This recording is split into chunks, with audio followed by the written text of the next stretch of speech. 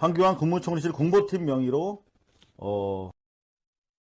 연락이 왔습니다. 바로 방송 직전에. 그러니까 이건 제가 황교안 총리 전화번호에다가 남긴 문자를 보고 답신이 온 겁니다. 그러니까 2시간 전에 제가 황교안 총리가 최순득 일가와 연루돼 있다는 내용의 의혹이 있어서 취재를 했는데요. 반론권을 드리겠습니다. 인터뷰를 요청합니다.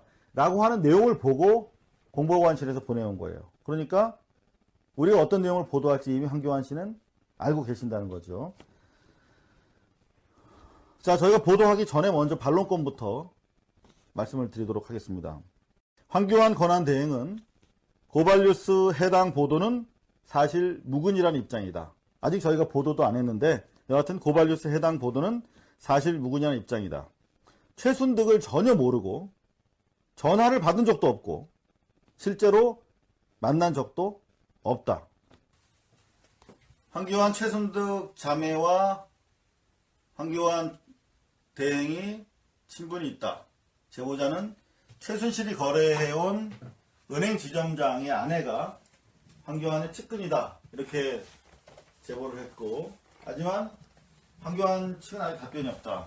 근데 조금 전 방송 직전에 6시 50분에 총리실에서 연락이 왔습니다. 고발뉴스 해당 보도, 엄중하게 법적 조치하겠다 이렇게 알려주셨습니다. 그리고 인터넷 방송을 통해서 추가 허위 보도할 경우에 엄중하게.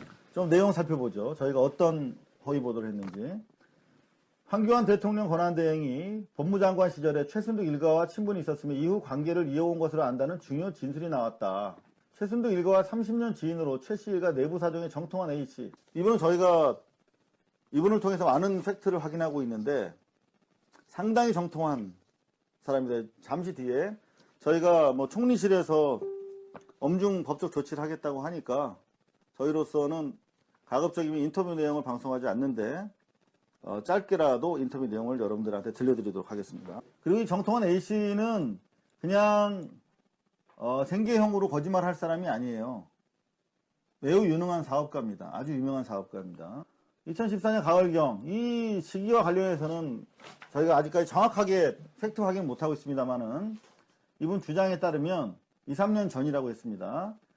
황교안 당시 장관과 전화로 약속을 잡는 걸 옆에서 봤으며 이후 실제로 압구정동의 한 카페에서 만난 것으로 알고 있다. 당시만 해도 최순득 씨가 건강 상태가 나쁘지 않아서 최순득 일가의 실세로 이 최순득 씨가 전면에 활동했으며 이 최순득과 황 장관이 만나서 무슨 대화를 나눴는지 잘 알지 못한다. 이렇게 덧붙였습니다. 자, 직접 그 제보자의 음성 파일을 여러분한테 들려드리겠습니다. 2시간 가까이 저희가 대화를 나눴고요. 직접 만나서 그 중에 일부에 대해서만 저희가 일단 공개해 드리는 겁니다.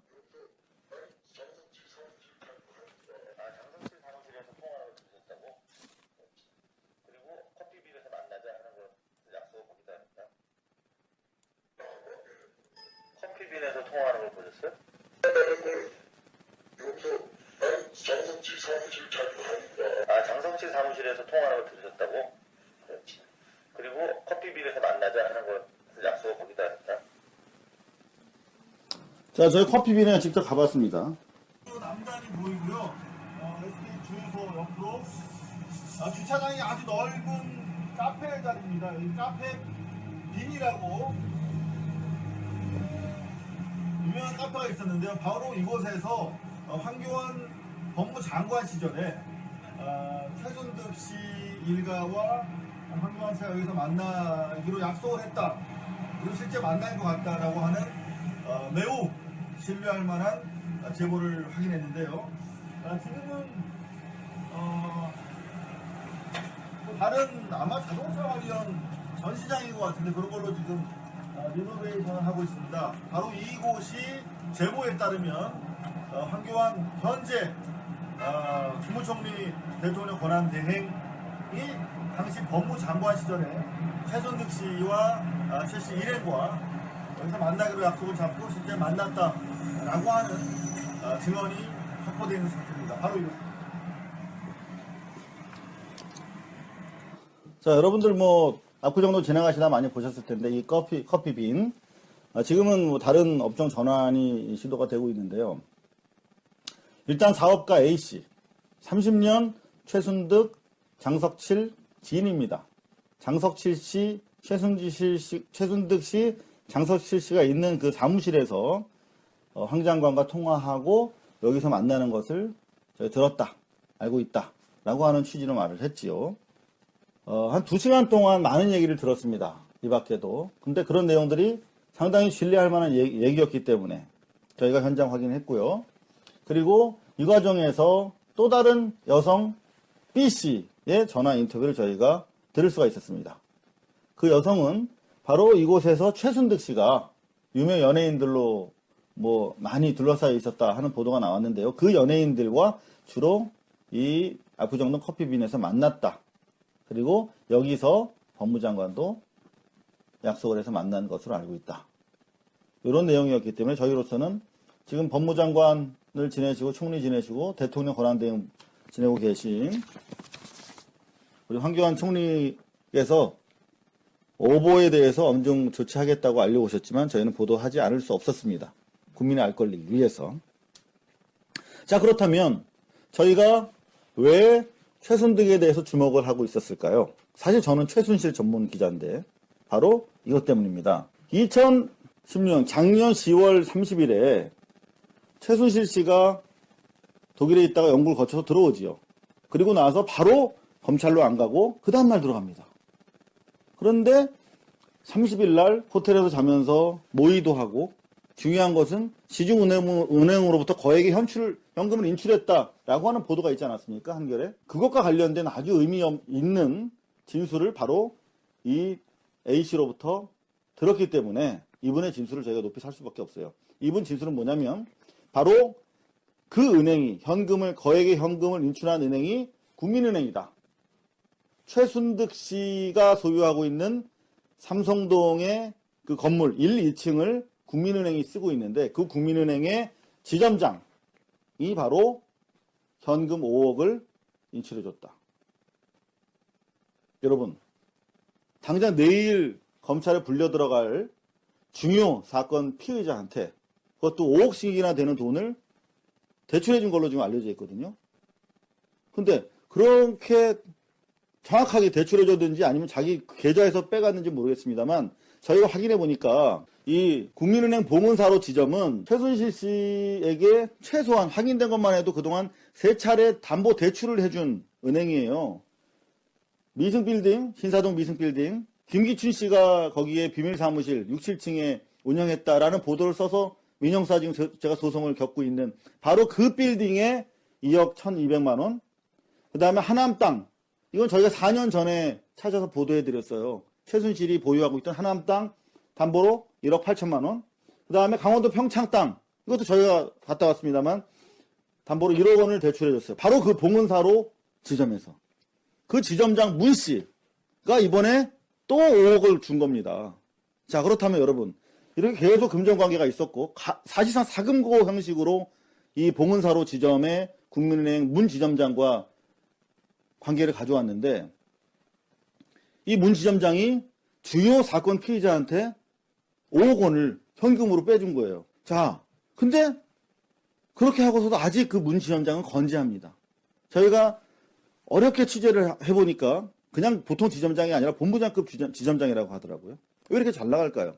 왜 이렇게 최순실에 대해서 깊이 있는 거래를 하고 있을까요? 더구나 최순득 씨 건물도 또 이쪽에 담보대출해준 걸로 이전에 보도가 된 바 있습니다만 그래서 저희가 취재를 해보니까 바로 이런 얘기를 합니다. A씨는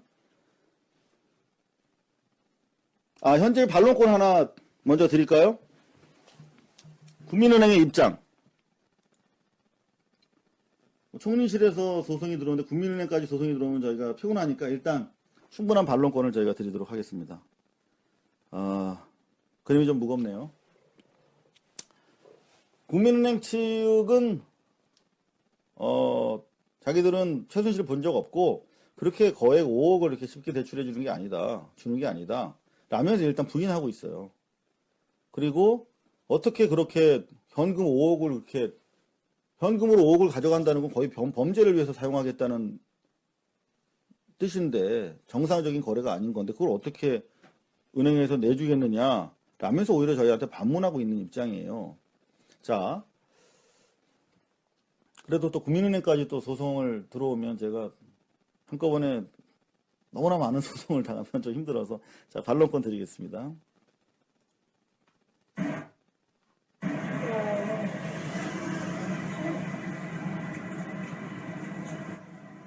이 건물이 바로 최순득 씨가 살고 있는 건물입니다. 저희들이 그거를 아는 거 아니고요. 다른 분들이 할 수가 없어요. 본점에서. 최순득 씨가 여기서 본점에서 확인해라. 그런 적 없어요. 예. 그런 적 없다. 정황상 아니에요. 저쪽 왔었는데. 정황상 아니에요? 그 저희들 얼굴도 아니까 TV 나오니까. 이상하죠? 정황상 아니라고 하죠. 오지 않고서 돈을 인출해 주실 수 있습니다. 아니 그 오지 않은 거죠. 그러니까 오지 인출- 않은 것과 인출을- 상관없이 네. 안 왔는데 돈을 저희 집에서 뽑아준 적이 없다니까. 어쨌든 오지도 자, 어쨌든 뽑아준 적 없다. 뭐 이런 말씀을 하시죠.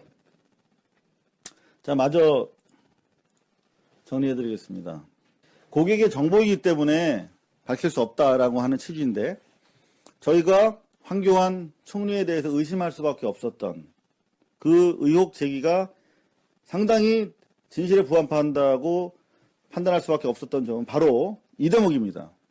이렇게 무리하게 금전 거래를 지속해오고 그런가 하면 바로 내일 검찰 소환될 사람한테 5억을 빼줬다면 이 제보가 사실이라면 뭔가 이 문지점장과 권력과 최순실과 뭔가 관계가 있지 않겠는가 그랬는데 이런 내용이 있네요. 제보자 A씨는 국민은행 봉은사로 지점장 문모 씨의 아내가 법무부 고위직 간부 공무원이랍니다. 이 얘기를 듣고 뭔가 퍼즐이 풀리는 것이 아닌가 그런 생각이 됐어요.